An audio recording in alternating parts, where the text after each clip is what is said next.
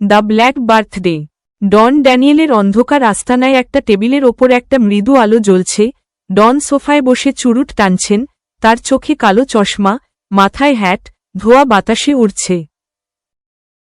রনি হঠাৎ ঘরে ঢুকে ফিসফিসিয়ে বলল, বসো, খবর খারাপ, বিরোধী দলের কাল্লু আমাদের সবচেয়ে বড় অস্ত্রের চালানটা বর্ডারেই আটকে দিয়েছে। কাল্লু এবং তার 4-5 জন সশস্ত্র লোক একটা বড় কাঠের বাক্সের সামনে দাঁড়িয়ে হাসছে, বাক্সের ভেতরে চকচকে সব অবৈধ অস্ত্র।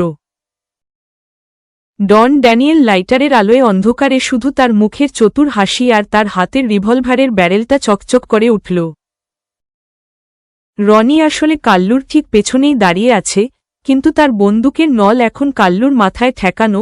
রনি আসলে ডনের ডাবল এজেন্ট ছিল।